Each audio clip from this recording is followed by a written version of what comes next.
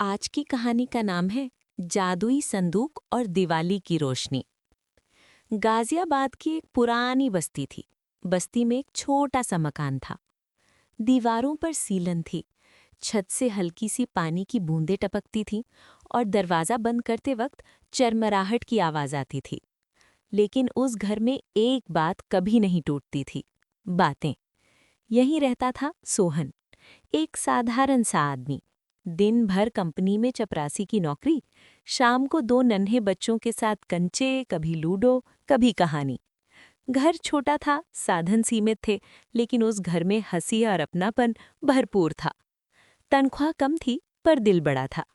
उसके पास अपने परिवार के लिए समय था, बहुत सारा समय।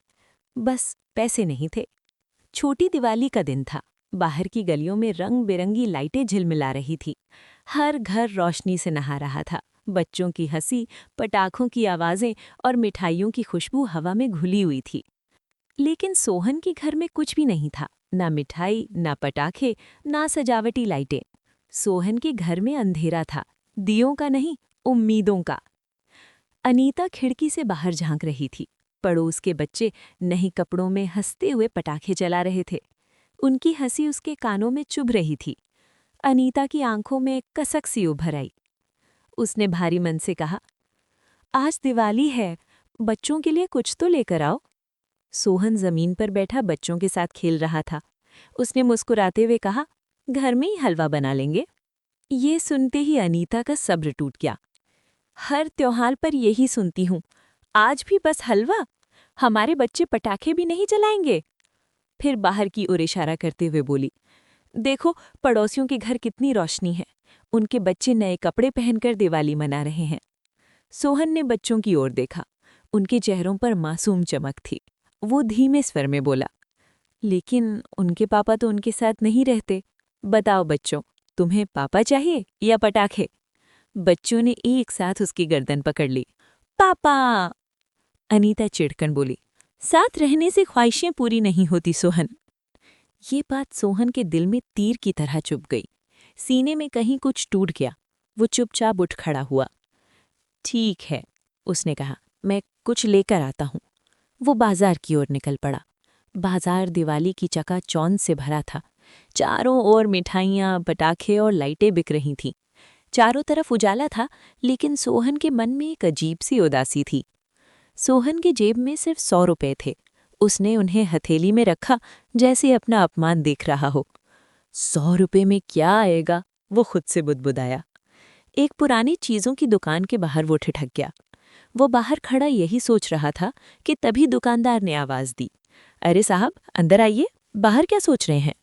सोहन दुकान के अंदर चला गया। अंदर बहुत सुंदर सुंदर सामान रखा था।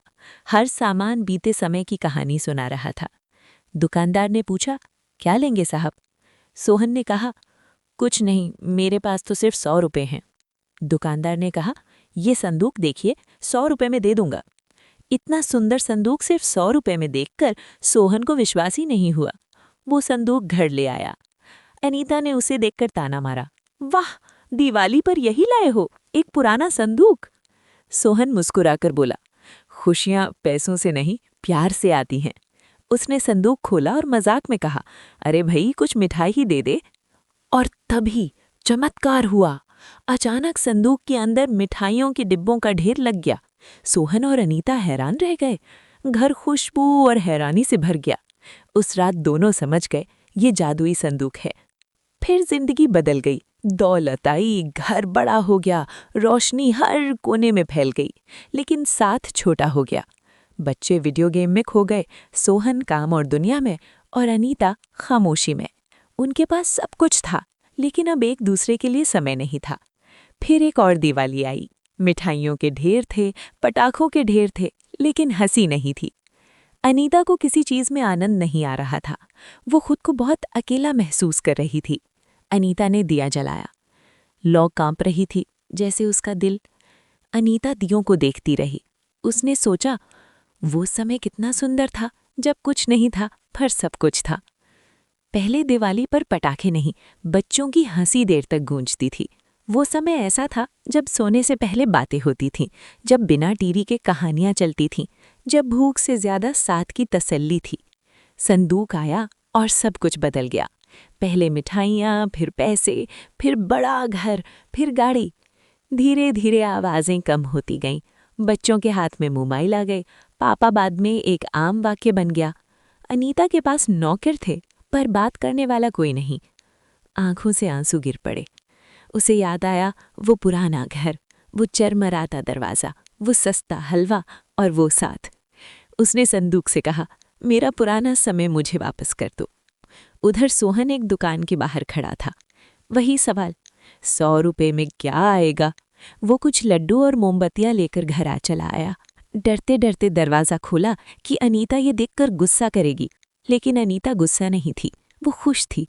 उसके मन में यही सवाल था कि जो कुछ बीता वो सपना था या हकीकत। उसने मुस्कुराकर कहा, आज बहुत रोशनी है सोहन। वो समझ चुकी थी, असली दिवाली बाहर नहीं, दिलों में जलती है। और उस दिन दिवाली सच में आई। आप क्या सोचते हैं, ये बस एक सपना था? यहीं ये कहानी समाप्त होती है दोस्तों। जल्दी ही मिलेंगे एक नई कहानी के साथ।